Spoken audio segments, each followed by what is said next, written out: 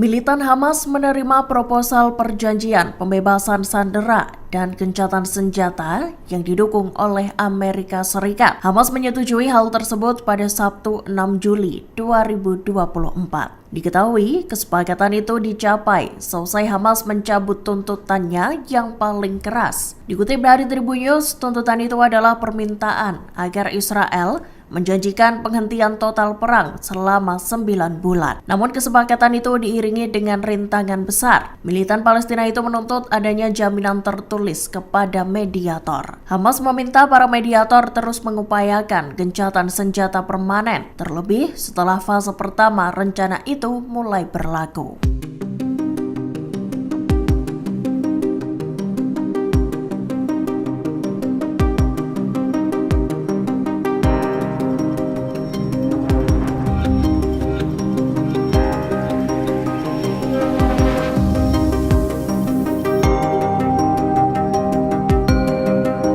Puluhan ribu warga Israel berunjuk rasa di beberapa kota untuk menentang pemerintahannya. Mereka mendesak agar pemilihan Perdana Menteri baru segera digelar. Demo mingguan ini mulanya digelar di Jalan Kaplan di Tel Aviv. Namun puluhan ribu orang dengan cepat menghadiri aksi protes anti pemerintah itu. Dikutip dari Tribun News, para pengunjuk rasa juga melakukan aksi demo di pemukiman Rehovot. Mereka menuntut Knesset mengadakan pemilu lebih awal dari jadwal sebelumnya. Sambil meneriakkan slogan-slogan menentang pemerintahan Netanyahu, masyarakat juga mengibarkan bendera Israel. Tuntutan yang digaungkan itu mendesak pemilu darurat untuk menggantikan posisi Netanyahu. Aksi ini digelar sebagai bentuk protes karena Netanyahu dan pemerintah sayap kanan dianggap gagal menjalankan tugas mereka. Pasalnya, pemerintahan Netanyahu dinilai tak bisa membebaskan para sandera dan menyepakati gencatan senjata dengan Hamas. Serangkaian alasan itulah yang membuat para warga mendesak pemilihan umum dini agar Netanyahu bisa segera digulingkan.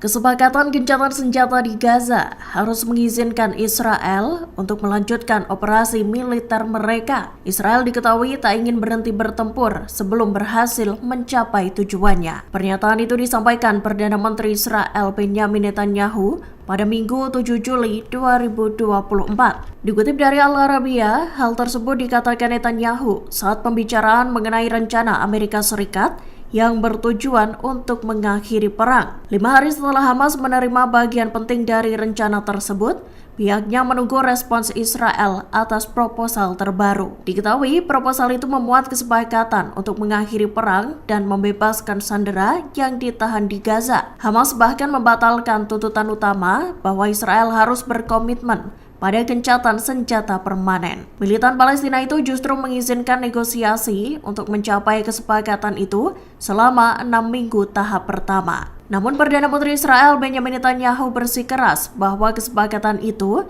tak boleh menghalangi Israel untuk melanjutkan pertempuran sampai tujuan perangnya tercapai. Tujuan-tujuan itu ditetapkan sejak awal perang, yakni menghancurkan kemampuan militer dan pemerintahan Hamas.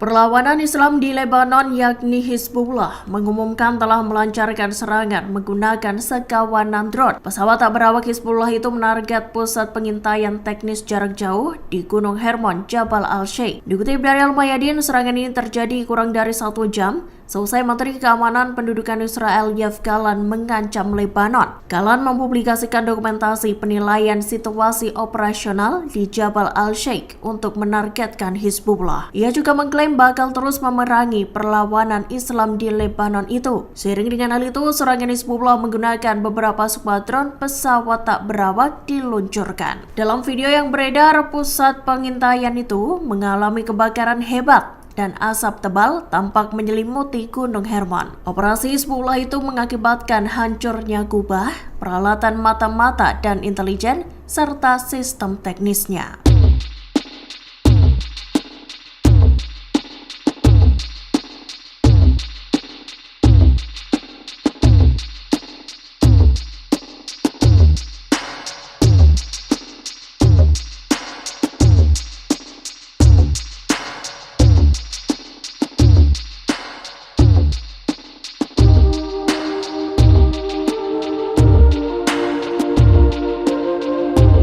Menteri Luar Negeri Arab Saudi, Pangeran Faisal bin Farhan, mendesak negara barat agar segera menjatuhkan sanksi terhadap Israel. Hal itu diserukan Faisal bin Farhan di panel European Council on Foreign Relations yang digelar di Madrid baru-baru ini. Dikutip dari Tribun News, mewakili Kerajaan Arab Saudi, Farhan mengecam agresi yang dilakukan Israel. Terlebih, peperangan itu telah menewaskan lebih dari 38.000 warga Palestina. Dalam kesempatan itu, Faisal bin Farhan menekankan bahwa tentara Israel telah melakukan tindakan yang melanggar hukum kemanusiaan internasional. Hal itulah yang mendorong Arab Saudi menyuarakan desakan agar negara-negara barat segera memberlakukan sanksi. Sanksi tersebut untuk mencegah terjadinya kejahatan serupa di kemudian hari. Seiring dengan hal itu, Israel sendiri belum menanggapi pernyataan tersebut.